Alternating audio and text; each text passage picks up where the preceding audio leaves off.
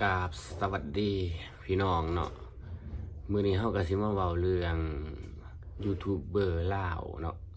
ที่กำลังดังอยู่ในกระแสเนาะกำลังดังใน YouTube เนาะพวกชื่อหน่อยว่าวหน่อยปากเซ่เนาะพี่น้องเฮาก็สิมาเว้าเรื่องว่าอ่าคนลาวนำกันแท้ๆยังโกงกันได้เนาะพี่น้องเนาะคือปัญหาก็คือว่า ว่าวน้อยนี่ได้รับทำช่อง YouTube เนาะแบบว่ารับรับจ้างสร้างช่อง YouTube บาทนี้ให้เพื่อนผู้นึงนี่แหละบาทนี้เอาคลิปพ่อคลิปมันผ่านการสร้างรายได้เนาะก็เลยไปเอาคลิปพวกคอมเมนต์เนี่ยมาลงเนาะคลิปบอยคอมเมนต์มาลงแล้วก็บัดนี้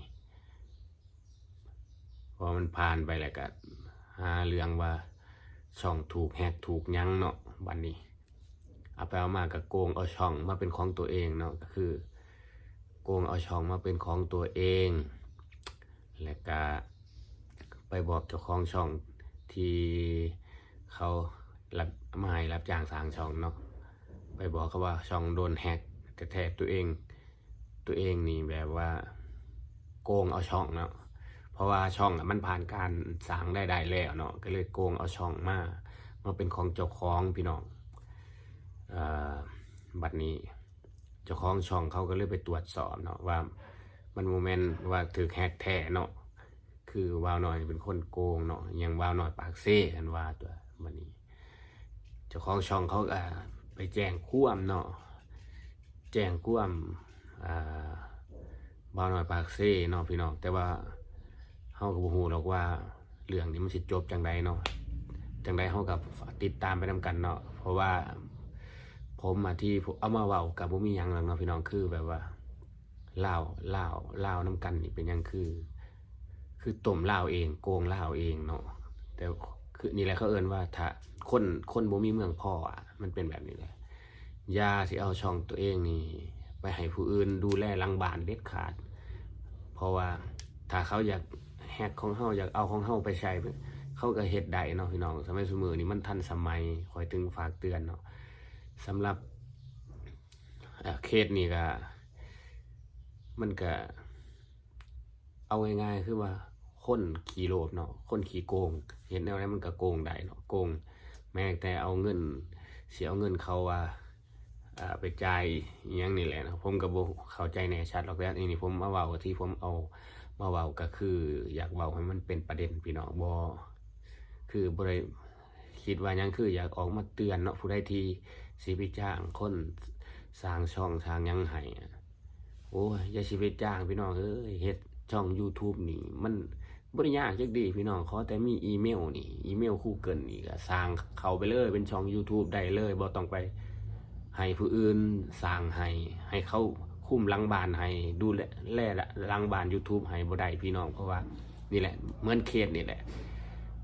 มันก็เป็นแบบนี้พี่น้องทั้งที่เฮาเป็นคนลงคลิปลงหยังติเขาก็ไปแฮกของเฮานั่นแหละไปเอาคลิปเขามาลงคลิปเขามาลงแล้วมันดันเนาะดันก็อยากได้เป็นของเจ้าของบัดนี้พออยากได้เป็นของเจ้าของก็หาขออ้างเนาะว่าช่องโดนแฮก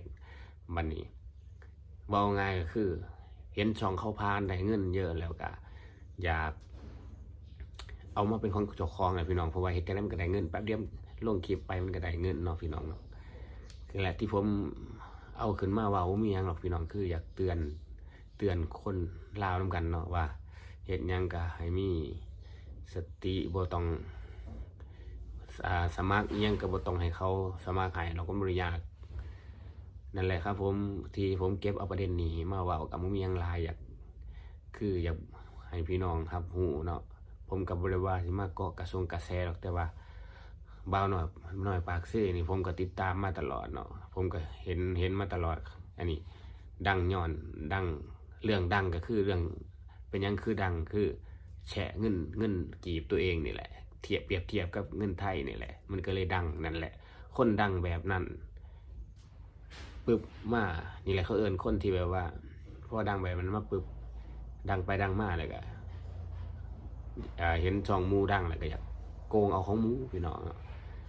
เจ้าคิดว่าดังย้อนเอาเงินกีบของประเทศตัวเองมาเปรียบเทียบใช้ประเทศไทยก็แม่นอยู่แต่ว่าหูทั้งหูว่าเงินกีบเฮามันต่ำกว่าค่าเงินบาทอยู่แล้วแม่นบ่พี่น้องคือผมนี่ก็มาอยู่ไทยนี่หลายปีผมก็บ่เคยสิเฮ็ดคลิปแบบนี้จักเทื่อพี่น้องเอ้ยเพราะว่าผมคิดว่าเฮาก็อาศัยเพิ่นเนาะอาศัยบ้านเมืองเพิ่นเฮาก็บ่อยากเว้าอยากอิหยังนะบ่อยากออกมาเป็นประเด็นอันแรกพี่น้องเอ้ยที่ผมอยากออกมาเว้านี่ก็คือว่าให้ระมัดระวังกันเพราะว่าโลกซุมื้อนี้มันทันสมัยเขาอาจสิคิดว่าเขาเก่งที่สุดแต่มันก็มีคนที่เก่งกว่าเฮาพี่น้องจำไว้ก็สำหรับคลิปนี้ก็จบเพียงเท่านี้พี่น้องอย่าลืมกดไลค์กดแชร์เป็นกำลังใจให้ช่องผมเด้อครับอันนี้น้องใหม่เด้อครับผมสวัสดีครับ